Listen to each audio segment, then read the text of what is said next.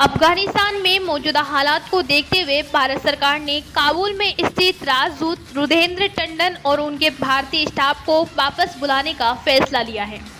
वहीं भारतीय अधिकारियों और दूसरे लोगों को भी एयर लिफ्ट किया जा रहा है। वायुसेना का globe master C-17 aircraft Kabul से 130 से ज़्यादा लोगों को लेकर मंगलवार सुबह रवाना हुआ है। भारतीय राजदूत भी इसी विमान से आ रहे हैं। ये विमान दोपहर 1 बजे जामनगर पहुंचेगा और वहां से ये गाजियाबाद के हिंडन एयरबेस पर पहुंचेगा। विदेश मंत्रालय ने कहा, हम जानते हैं कि अफगानिस्तान में कुछ भारतीय नागरिक हैं जो वापस लौटना चाहते हैं और हम उनके संपर्क में हैं। हम भारतीय से अपील करते हैं कि वे फौरन भारत लौटे। हम अफगान सिख हिंदू समुदाय के प्रतिनिधियों से भी लगातार संपर्क में बने हुए हैं। जो लोग अफगानिस्तान छोड़ना चाहते हैं उन्हें भारत लाने की पूरी कोशिश की जाएगी। अमेरिकी सेना ने काबुल एयरपोर्ट पर 2 हथियारबंद लोगों को मार गिराया। इन हालातों को देखते हुए सभी सैन्य और कमर्शियल विमानों को रोक दिया गया था, लेकिन 1000 अमेरिकी सैनिकों के पहुंचने पर देर रात एयरपोर्ट फिर से खोल दिया गया। काबुल एयरपोर्ट अभी अमेरिका के ही कब्जे में है। यहाँ अमेरिकी सैनिक की उड़ानों का मैनेजमेंट देख रहे हैं। अफगानी कर्मचारियों सुरक्षा बलों को घर घर तलाश रहे तालिबानी। अफगानिस्तान पर पूरी तरह कब्जा करने के बाद वहां तालिबान का खौफ नजर आ रहा है। देश छोड़ने के लिए एयरपोर्ट से लेकर हर जगह भगदड़ मची हुई है। तालिबान के खौफ से पुलिस और सुरक्षा बलों के जवानों ने वर्दी उतार दी है। वे अपने घर छोड़कर अंडरग्राउंड हो गए हैं। तालिबान ने कर्मचारियों, पुलिस और सैन्य अफसरों, पत्रकारों और विदेशी NGO से जुड़े लोगों की तलाश में डोर टू डोर सर्च शुरू कर दिया है। काबुल में अफगान सुरक्षा बलों के अब दस्ते नहीं बचे हैं। विदेश मंत्रालय ने भी सोमवार को कहा था कि अफगानिस्तान की घटना पर करीब से नज़र बनाए हुए हैं। हम अपने नागरिकों की सुरक्षा के लिए हर कदम उठाएंगे। विदेश मंत्रालय ने कहा, हम जानते हैं कि अभी अफगानिस्तान में कुछ भारतीय नागरिक हैं जो वापस लौटाना चाहते हैं। हम उनके संपर्क में हैं। हम हर भारतीय से अपील करते हैं कि वह फौरन भारत लौटे। गृह मंत्रालय ने इमरजेंसी वीज़ा शुरू किया। इस बीच गृह मंत्रालय ने अफगानिस्तान से भारत आने वाले लोगों के लिए वीज़ा नियमों में बदलाव किया है। मौजूदा हालात को देखते हुए इलेक्ट्रॉनिक वीज़ा की एक नई कैटेगरी इमरजेंसी एक्सप्रेस वीज़ा शुरू कर दिया है।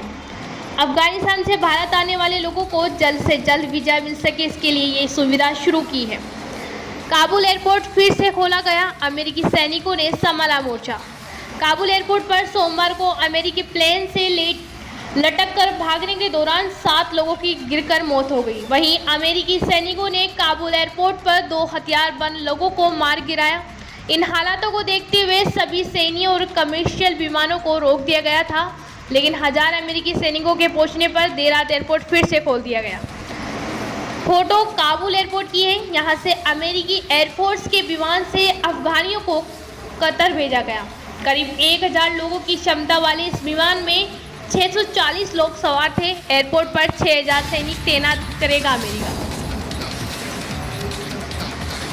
अमेरिकी राष्ट्रपति बोले, हमने अफगानिस्तान में अरबों डॉलर खर्च किए। वहाँ की लीडरशिप ने बिना लड़े हार मानी।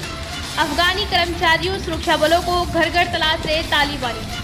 अफगानिस्तान पर पूरी तरह कब्जा करने के बाद वहां तालिबान का खौफ नजर आ रहा है। देश छोड़ने के लिए एयरपोर्ट से लेकर हर जगह भगदड़ मची हुई है। तालिबान के खौफ से पुलिस और सुरक्षा बलों के जवानों ने वर्दी उतार दी है। वे अपने घर छोड़कर अंडरग्राउंड हो गए हैं। तालिबानी लड़ाके पुलिस की गाड़ियों, टैंक और खुली गाड़ियों में शहर में गश्त रहे हैं। तालिबानी फरमान नहीं मानने वालों को कड़ी सजा दी जाएगी। काबुल पर तालिबान के कब्जे के बाद से अफगानिस्तान में भारी तबाही, औरतों की बंदिश और कत्ले आम वाला दौर फिर लौट आया।